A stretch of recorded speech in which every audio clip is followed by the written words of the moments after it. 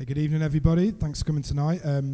My name's Jimmy. I'm here with Skiddle, and I'm here with Danny Krivit. I'm sure none of you need any introduction to him. Not really sure how best to describe you. I think DJ, his music historian, producer, edit, kind of disco and house legend. I'll probably go in. So we're going to talk about a few things tonight. We're going to start off with Danny's origins, look kind of at the history and the what's happened with New York City over the is it 42 years you've been in the music industry? Actually, 47, sorry, I was downplaying there. So we'll go for that and a few different things, but at the end we'll give you all the opportunity to ask some questions. So anything you want to ask, just keep it in, and then at the end we can go through it. So to start things off, Danny, I want to go back to pretty much when you were growing up as a child. What you came from a musical family with both your parents being involved in the industry. What are your earliest recollections of music being around? I think my mother and father, because they were really into jazz. As a kid, jazz is a little complicated, and so maybe I liked a few simple things, but I kind of didn't relate to their music that much. It came later. But being in Greenwich Village and growing up there, more than their influence, I think just walking around the village and hearing music just coming out of, there were a lot of record stores, and it was always pulling me in. And one of the things I remember particularly about the record stores was they really displayed the album covers. You see it a little today, but so much then. And the album artwork was very true to the artist. It made you feel what was going to come. And I bought many records based on what it looked like. Oh, I'm going to like that. And it happened often. I did. But I don't know. These stores were pulling me in and really got me to be a vinyl junkie very early. So how old were you when you started buying records? Probably by the late 60s. So that's what, 12, 13? Maybe I started buying a little when I was 9, and by the time I was 11, I was already buying regularly. Okay, and obviously growing up in Greenwich Village, and we were talking earlier, you pretty much grew up and have lived in quite a very, I wouldn't say small geographical area, but you stayed in a very similar place across your life. But there was musicians in and around you. What sort of experiences were you feeling when you were seeing, the kind of people, at that early age? How much of an effect did that have on you? I know it affected me, but much later it kind of soaked in because it was so much of it I was taking for granted, especially with my father's place, the Nine Circle. I kind of worked there as a kid doing every kind of job around the place, whatever I could. And I remember I would, work there for Sunday brunches, and a few times I waited on Janis Joplin, and I pulled out a camera, and my father grabbed me. He goes, "You take a picture of her, and you're not working there anymore." But I wish I had taken it. But I met John Lennon there. I met Jimi Hendrix there. Who, his Electric Ladyland was literally around the corner, and Charles Mingus, and a lot of music people, and it affected me. I'd see all this music around, hear it, but probably not till much later I realized how much. How was so you say you were going to try and bring out a camera? How were other people in that environment? Was that the norm? Well, first of all, cameras are a little more complicated. So if you pull out a camera, it's not sly. Okay, yeah, of course. It's like you're really either you're a photographer or you got some silly little Kodak camera, and it gives people a chance to go, I want that, I don't want that, and you really have to think about it a lot, and it's film, it's been a long time since people think about, I'm taking pictures of film. But yeah, you didn't see a lot of it. You saw people who really take pictures. You mentioned the Nine Circle there, and that was obviously where you started DJing. So, was it 1971? Yeah, I was 14, And I wouldn't have gotten that start except it was my father's place, so I was able to. Obviously, DJing at that point is a little bit different from now. So for the benefit of the audience, what was your setup? How were you playing music to people in that environment? There were not many holes barred. People were very open-minded. They weren't anticipating that much. They just wanted a party. So the mixes were, like I think during '71 and the next 2 years, I was really focusing on being beat on beat mix. But when I started, it was like you're lucky if you made something on the beat. You just kind of aimed towards that, and they were just called segues, and you just tried to have a continuous flow, the feeling, and most songs were pretty short. Occasionally you had something a little longer, like an album cut, but most of the songs were 7 inches. Okay. Around about the same time, you started going to some of the most famous clubs in sort of like disco history. So obviously there's Mancuso's The Loft, Nicky Sino's The Gallery, and then later on Larry Levan at the Paradise Garage. How much of an impact did that have on you as a DJ? Well, I kind of had this, again, through my father. He was taking me some places. So even as a kid in the 60s, I tagged along, and he took me to a place called the Electric Circus on 8th Street, and underneath the Electric Circus was this place called the Dom, which was Andy Warhol's club. And that closed very quickly, and I ended up buying his speakers. So I had these huge Voice of the Theater speakers in my room, and then he took me to the Sanctuary in 1970. And that was the first place I was really hearing this mixing and continuous music. And it was kind of around the same time as the Loft, but he didn't go to the Loft. I didn't get into the Loft. It took me several years to get in because I had to know somebody. That was really like my beginning, and I was already DJing without having to go to clubs. There was this club called the Limelight, which was an early version, not related to the one that happened later, but there was a Limelight on 7th Avenue, and I was too young to go to a club, but I looked old enough. But I was with all my friends, so we didn't look old enough. And so we'd show up, they couldn't get in, and there was a DJ playing there, David Rodriguez, who was really good at that time. And we just hung out next to the building, right next to where the dance floor was. And you could hear the whole, like it was playing on the street. And so it's maybe 30 of us just hanging on the street, and we're dancing, and it was like our own party on the street, even though we couldn't get in the club. And at the end, we'd say, "Oh, see you tomorrow," do that all summer. So I was kind of, just getting as much as I could as early as I could. Okay. And when did you start going to the Loft then? The Loft was, I think the first time I went was '75. I was like, damn, I can't find anybody to get me in, because it was a big thing. Whoever let you in had to sponsor you. They kind of stood up for you, and I wasn't finding anybody. You couldn't walk in and kind of lean on somebody or convince them to get you in. You really had to know you. Okay. And do you think that was there kind of, so I mean, there must have been 3 or 4 years of you going out clubbing first, and how much of an when you managed to get into the Loft, how much of an eye opener was that compared to where you'd been previously? Was it overwhelming, or was it quite a natural? It was evolution? very overwhelming, and even the clubs that went after that really didn't compare. The Loft was this rush of like a peak of my experience.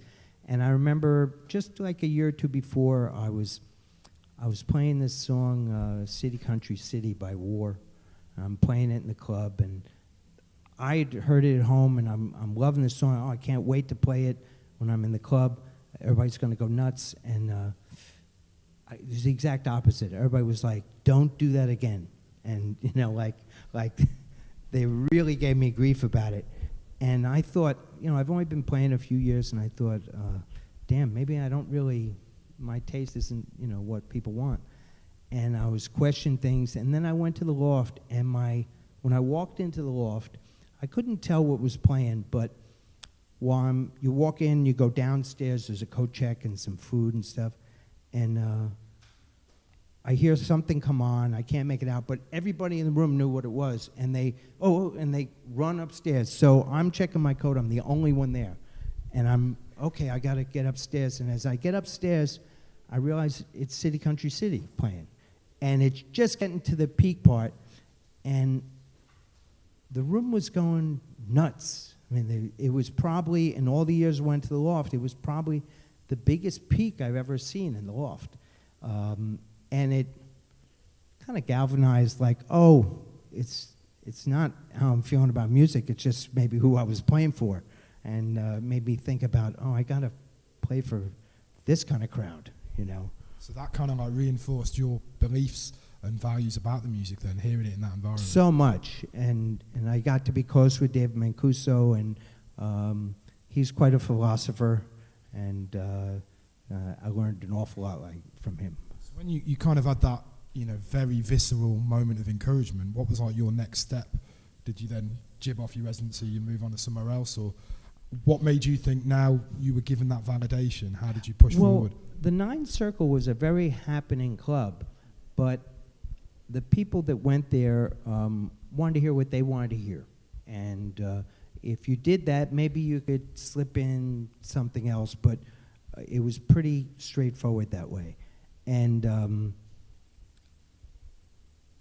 after the loft, I was playing at another club that my father opened called Ones, and I helped build it. And when I started there, I really kind of expressed myself more, like, this is what I'm feeling. And it was kind of in the kind of beginning of that whole hustle scene, and it began to be this hot place for people who wanted people to do the hustle in a movie or some scene. They would go there to hire them. And my friends and me even got hired for a movie, which I still have not seen to this day, but we didn't know Andrea True had a earlier past. We just knew the song, and we liked the song. We got hired to do this movie, and we just danced to her song all day in this club uptown. And then later we found out that somewhere in this comeback, she was like in the porn industry, they stuck in this little disco scene with all the people doing the hustle. So somewhere I'm in this porn movie doing the hustle. Yeah. Are you sure you've never seen that? And I've never seen it. Anyone else? Anyone seen it? Okay. So, moving on from porn. We'll come back to porn in a bit, obviously. But so now you've got to this point, and you've had this residency in the Ninth Circle where, from what I'm understanding, you've had this cool crowd, but this almost demanding crowd, and now you're seeing, you having more creative control and more.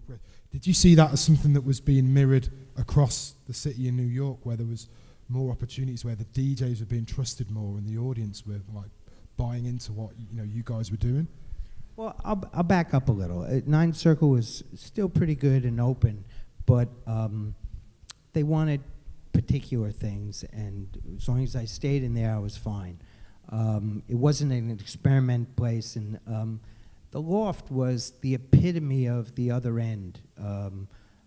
You heard things there you didn't hear around town, and I didn't hear anybody being that free, That was his place. It wasn't a club.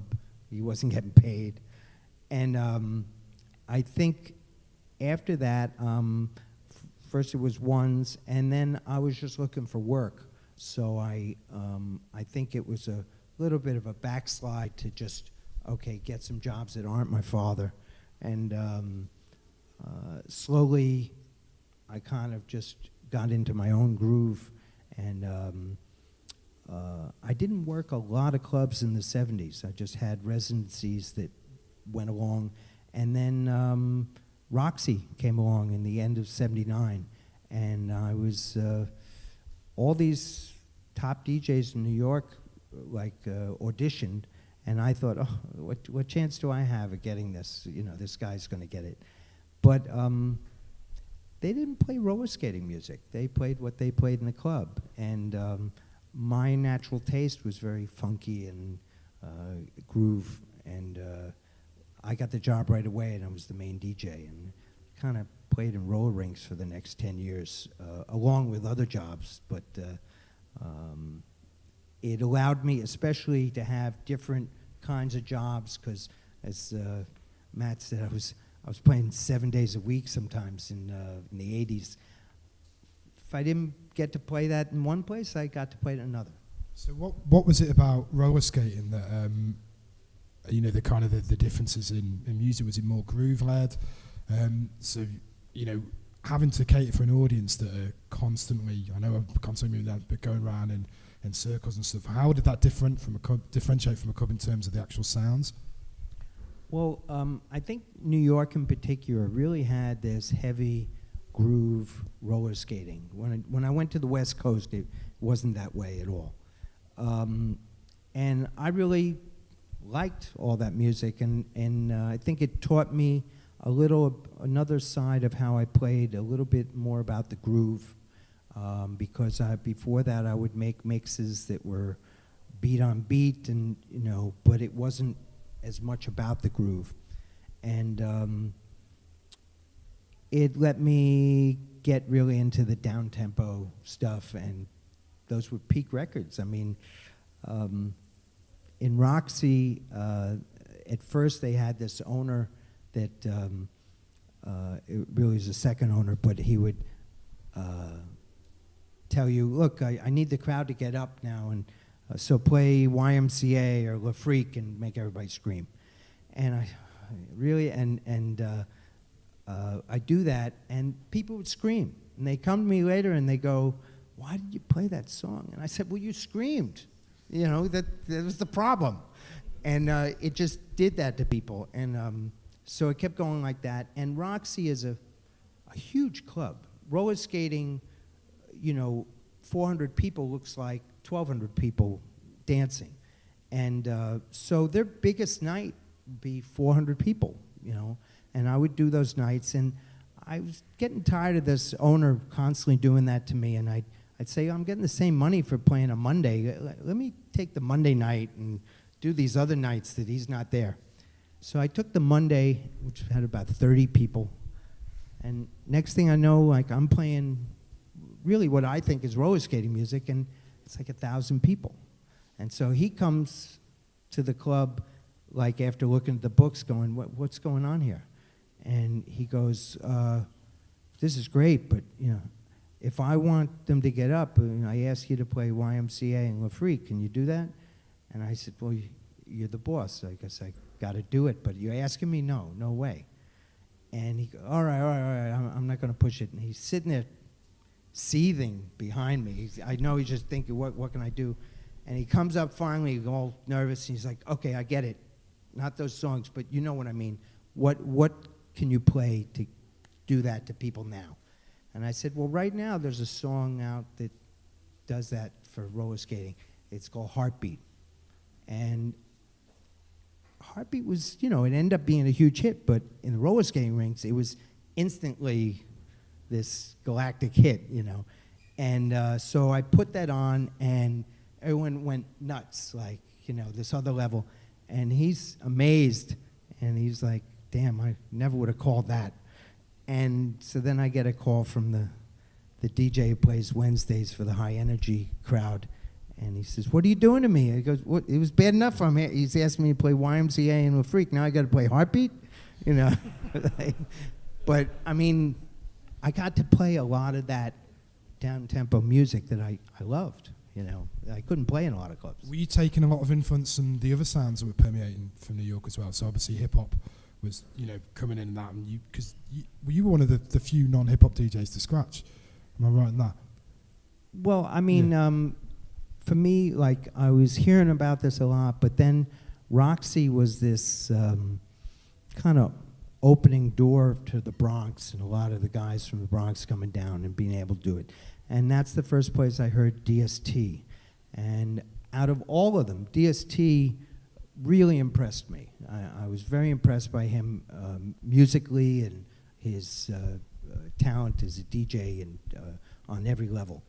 And he knew how to scratch and when not to. He'd play a song, here and there, because he just liked music. But I think because that was happening at Roxy, then it kind of influenced me, and influenced me to scratch. It influenced me to play a little of that music for roller skating, which not much of the hip-hop worked for roller skating. It was a little choppy. Roller skating wanted a groove, so some of it worked, some of it didn't.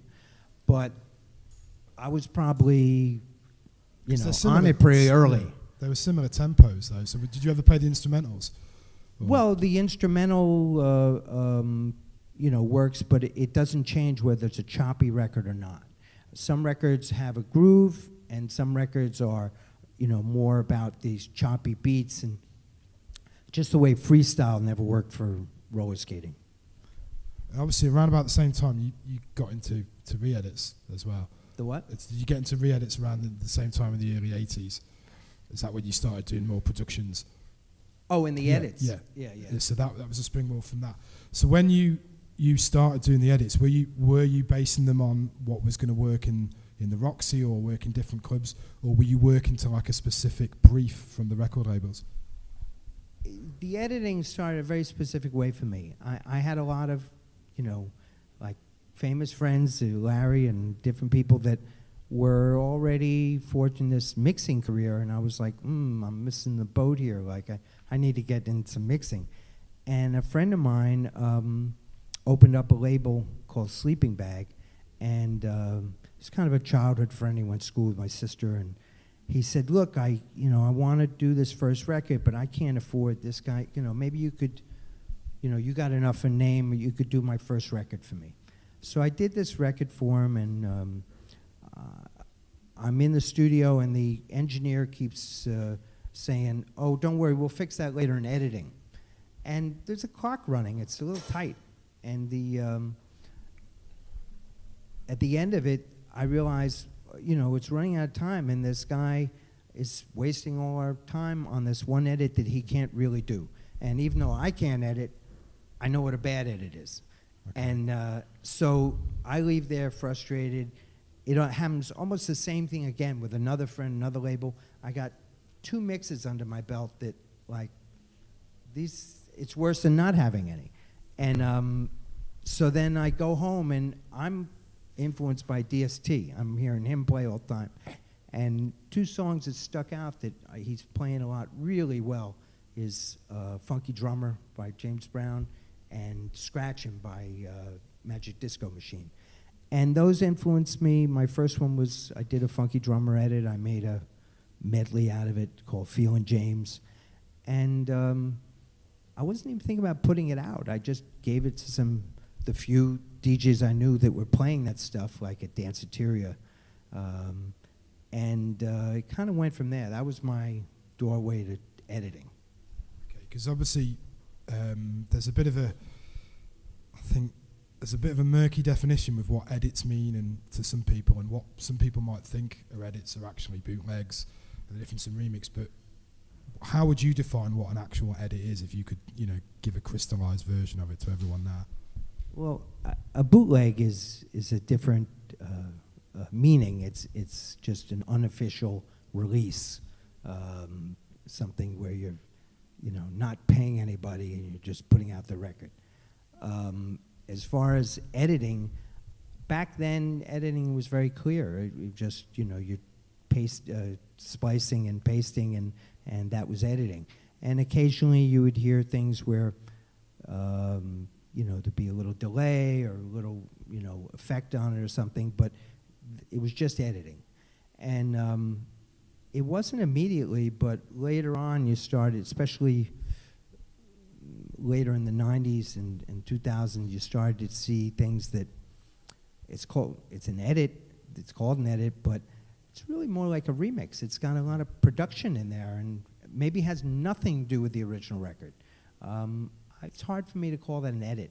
It's a lot more. Do you think the key ingredient of an edit then is kind of like having reverence or love for the actual the original, in that you've obviously got to value the positive components of that record, extend them and rate them, whereas some people are just, it's a completely different form. But like you say, that term edit has been almost bastardized over the past 20 or 30 years. Well, that's my point of view. My editing is based on my love for the music. It generated me to make the edit. I'm generally don't like things that people come to me and say, can you edit my record? It's more me picking something that I hear something I want to do.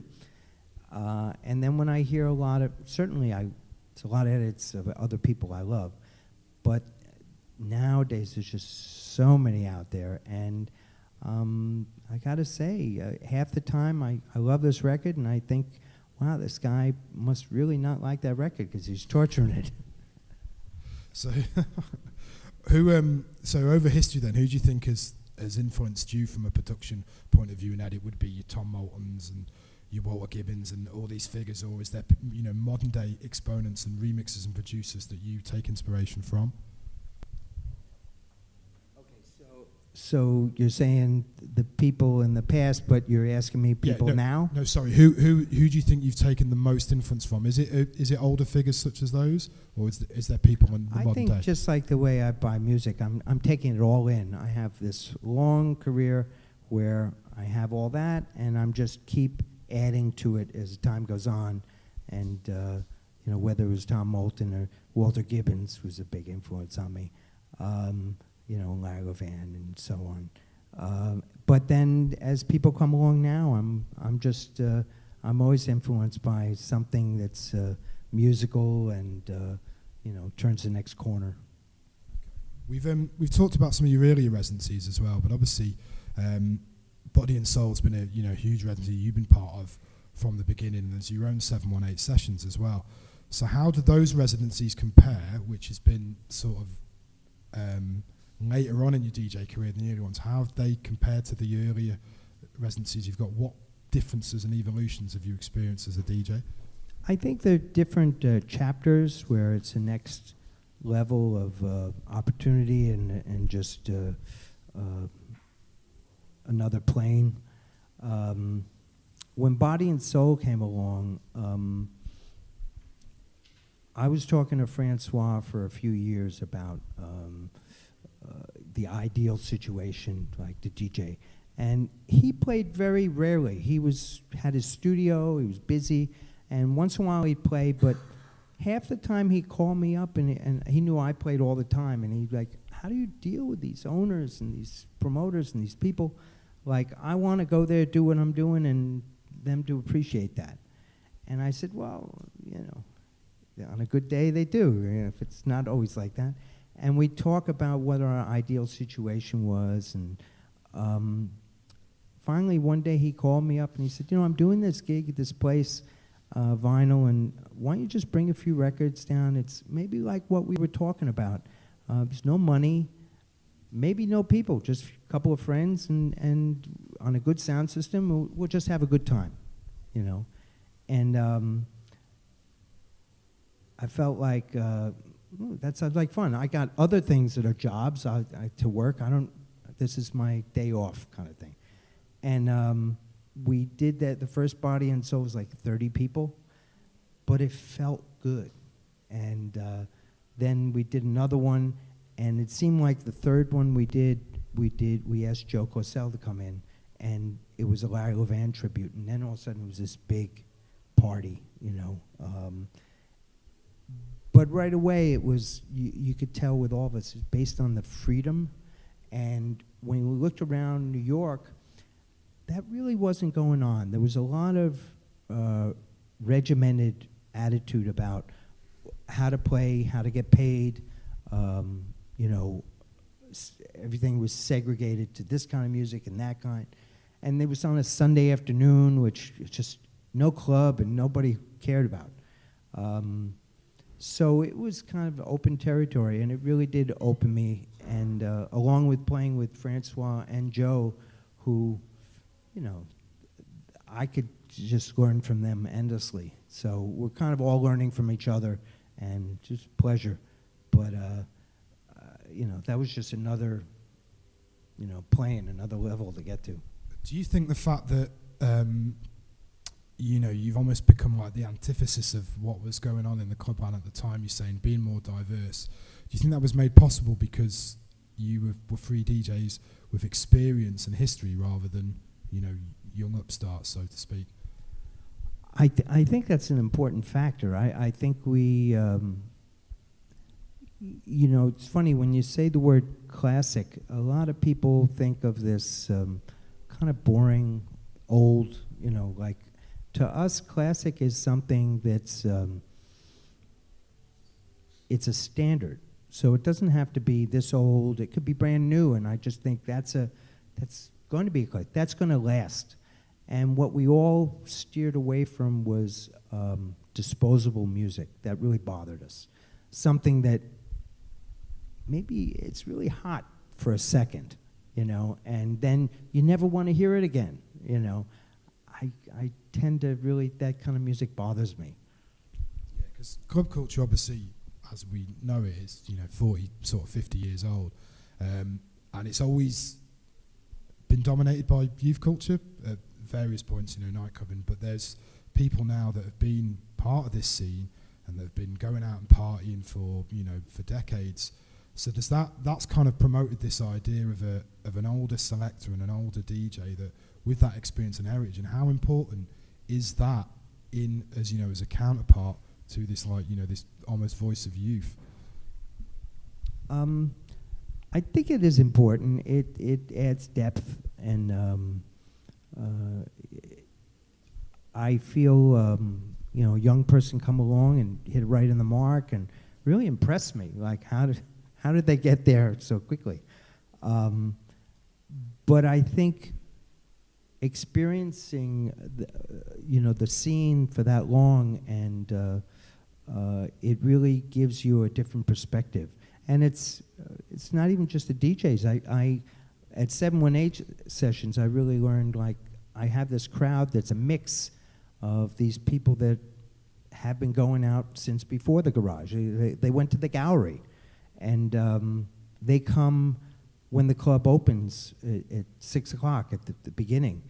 And the young people that come in after that, they kind of see what they're doing, and it inspires them to really get involved. Because when they're not there, a lot of young people come in and they don't know what to do. Like, they're kind of waiting for, you know, a spark. So I don't know. I think that people that have this education, you know, of all these years of being in it, you can't deny it. They add something to the music, to the party. I mean, totally, because you want, I mean, the perfect dance floor is the most diverse dance floor possible, isn't it? Yeah. And you want that fertilization of generations, you know, racial origins, and no holds barred. You don't want, like, you know, a room full of 18-year-old white men, or conversely, or a room full of, you know, anything. You want it to be as diverse as possible. So do you think that, obviously, you're playing at the Disco Festival this weekend. Disco's the ultimate original genre in modern dance music, and it's so huge now amongst young people. And do you think that spirit of, I'm trying to think how best to articulate this, of, you know, multi-generational and multi-diversity is still really apparent in disco? And do you see that when you play around the world playing this music? Well, I think it's kind of twofold. You have maybe the older audience, this is what they relate to as something when they were younger. But I think a younger audience relates to it a little like what Matt was saying. It's musical.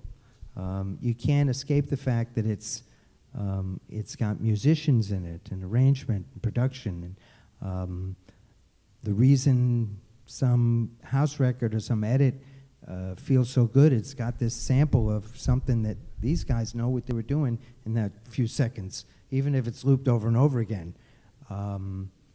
And it does feel, even in that context, sometimes it feels very organic. So I think it's nice how they both come together. Totally. Want to ask you as well now about any of your upcoming productions and work with record labels that you want to discuss. So what have you got coming up in the future you can let us know about? I'm trying to get a lot of stuff out there. I think You know, I have a lot of edits out, but for every one I have out, I got 100 in my closet. Just a lot of stuff that I'd like to see out. And so I'm working with a few labels. I got something on Razor and Tape coming. I do a lot of work with Above Board, all these reissues.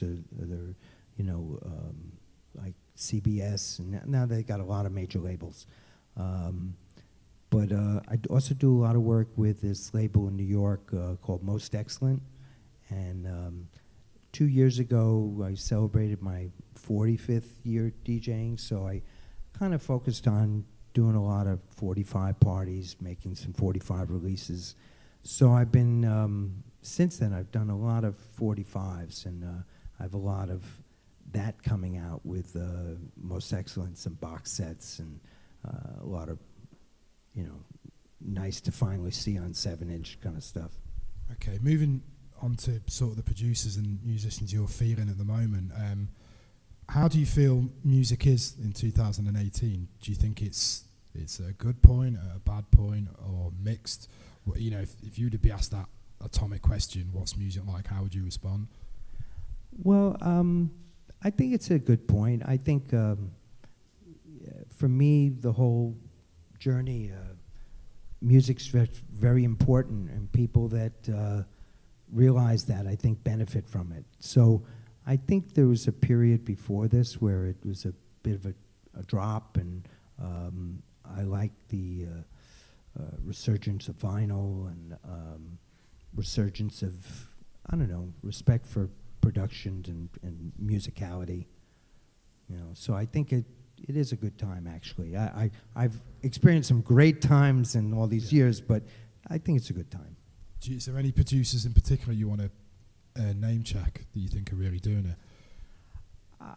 You know, I like a little bit of everything. So I mean, I certainly like the ones that Matt mentioned, like Louis and Ron Trent and Josh Milan, and certainly stuff in that vein. But there's a lot, you know. I'm not trying to pick somebody out that, like, wow, everything they do is, I love it. But, you know, there's just, I'm trying to find little things everywhere. And frankly, there's a lot of stuff coming out that I didn't hear of this guy before. You know, I'm just hearing about him now. Do you think the volume of music is a positive or a negative thing? Because obviously there's a lot more music out there maybe than ever before. It's a double-edged sword. It's a great thing. There's certainly a ton of great music out there, but it was never as much work for a person to really be up on it all. It used to be where most of the people I respected were playing a good portion of the same music, and now I'm lucky to find some people playing any one record that's the same. I like it, but people are getting music from different places, and I'll think, oh, I played this record into the ground, and then they'll come up to me, what is this record? And I'm thinking, wow, you haven't heard this? And vice versa, you know. It just, it's hard to keep up with how much there is, but that has two sides to it. There's a good and a bad side to that. Definitely. Okay, that pretty much wraps it up for me. Is there anyone in the audience who's got a question for Danny? Yeah. Cheers. Probably don't need this, to be honest. You told us about the Roxy, and you told us about the roller rink, yeah? Yeah. But when after my bath to Jazzy J and everyone else played, you were the main one there, weren't you, in the beginning? Was that roller rink, or was it different scene? Where, the Roxy. We mean When Jazzy J? Hip hop hit No, they were playing on a Friday night, which was not roller skating; it was dancing, and it was a different scene because, like I said, only some of the hip hop lent itself to roller skating. The roller skater loved it, but they didn't skate to it. They didn't groove to it.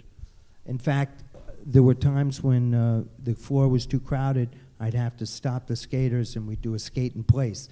And I usually took that as the moment to play the hot hip hop record that everyone wanted to hear, but they really weren't skating to it. What? I wasn't breaking them before these guys in the hip hop nights, like I mean Jazzy J and Islam Bambaataa and DST and Red Alert. They were the ones breaking the records for that scene. Yeah. Anyone else? Yeah. Thanks very much. Yeah.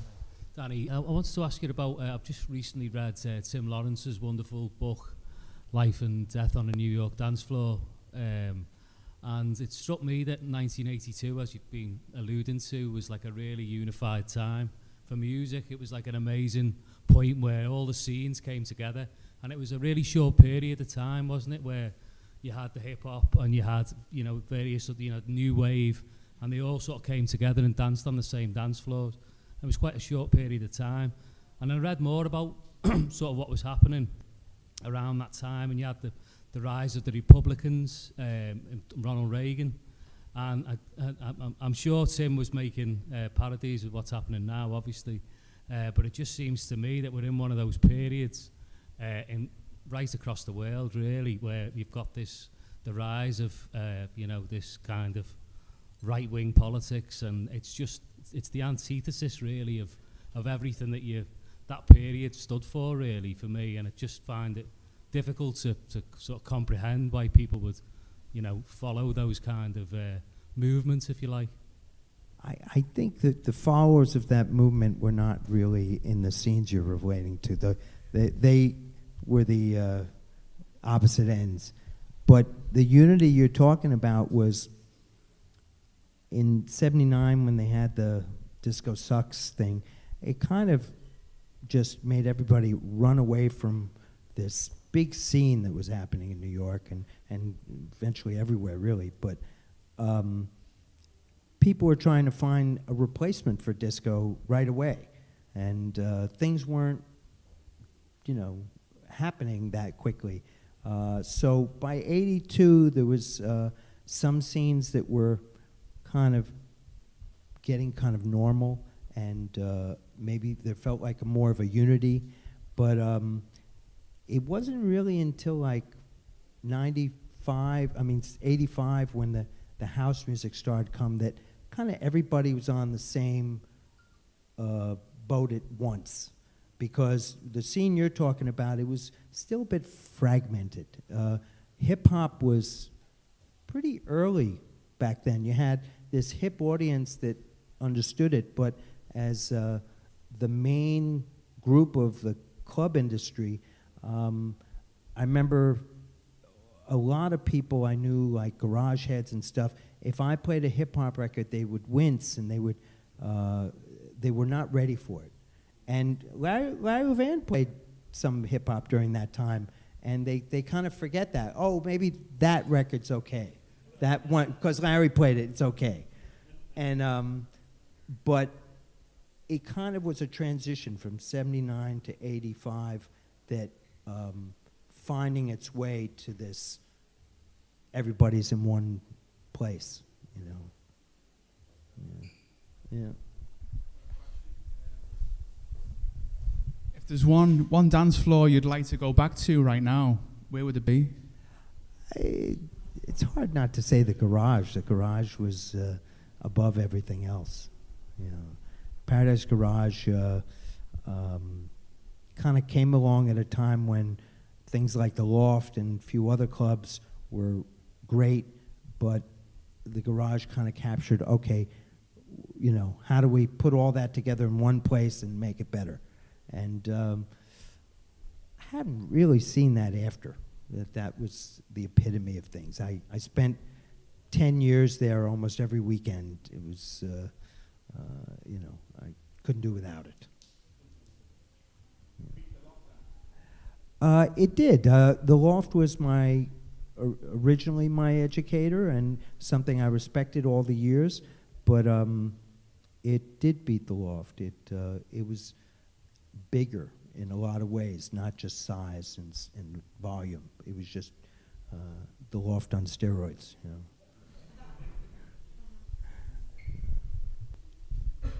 When you spoke about the 80s, you spoke about the influence of hip hop.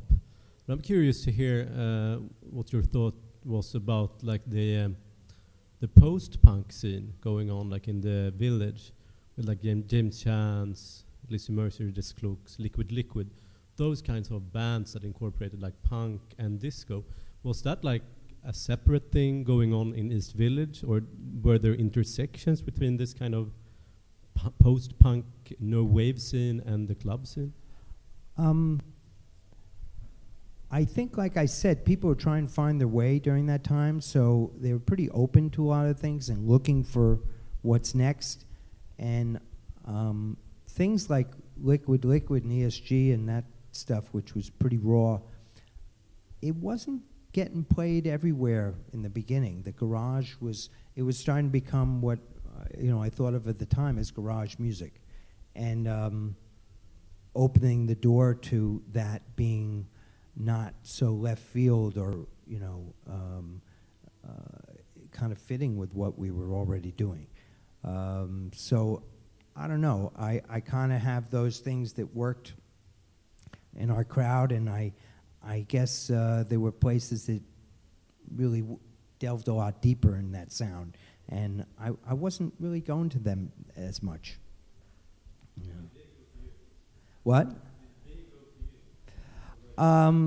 They went to me. I mean, all the people that I respected were going to the garage. That was the main influence for a lot of people. And at that time, the other side of that people were being influenced was danceteria, was an important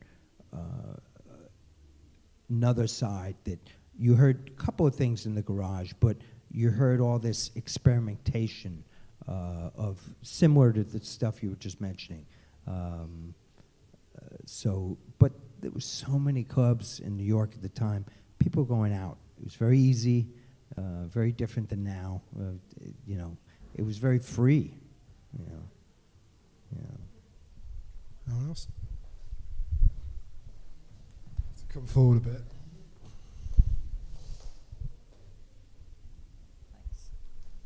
Thanks. When you talked about the beginning of your career, you talked about going to clubs and dance floors, having an expectation of songs you would play. And kind of as time's gone on and DJs have become more famous, and there's a kind of celebrity status now perhaps attached to the names of DJs, no promoter now would ever really demand that DJs play any particular records, I wouldn't think. But do you think that maybe, well, I know, you know better than I do, but do you think that as that's happened, now audiences turn up more and more to see the DJ because of their name, and perhaps audiences are taking less of a collective responsibility for their role in creating the mood or the tone or the feel, and more kind of turn up to see a show almost? There was a very different thing going on then that you take for granted now. A lot of people already, if they haven't heard what they're going to hear, they can, and it's a sad thing, but a young audience, they basically can hear a 30-second bite of it on their phone and go, do I need to go out? I just heard it. I heard this guy. I'm there. I have them all. I've heard all these guys. I heard 30 seconds of everybody. And back then, if you wanted to hear that music, you had to go out. You had to go to that club. And where I said these particular people weren't open, they weren't open enough that I could play, let's say, that song. But they were quite open. And compared to today's standards, they were really open because they weren't jaded in the sense that they really didn't know anything to compare it to. They knew pop music, which is not what they came out to the club to hear. And they just wanted to be entertained. And as long as you could entertain them, then fine. And they were pretty open. I wish people were that innocently open now. But I'm just glad when I get a crowd that has musicality and they love, music. But yeah, there's definitely owners that want to tell you what to play, and there's definitely crowds that have a lot more prejudice of what they expect now.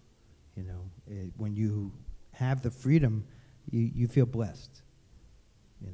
It's a good thing. Time for one more question, if anyone. Yep. I was thinking about your own taste and how if it has evolved during the years, or if you also can see similarities from the very beginning and how it is today. It's evolved very much through all these different things I mentioned, things that influenced me. Digging for music has influenced me, just trying to find the next thing or something new in my mind. And yet, there's a thread that's the same as when I started, something I've kept that's me, and I'm still very much have a similarity to what I was then, with a lot more dynamics to it now, but there's a similarity, and there's certain records that I was playing then that I very easily play now. Yeah. Okay, that's it, everyone. Thanks so much, Danny. Cheers.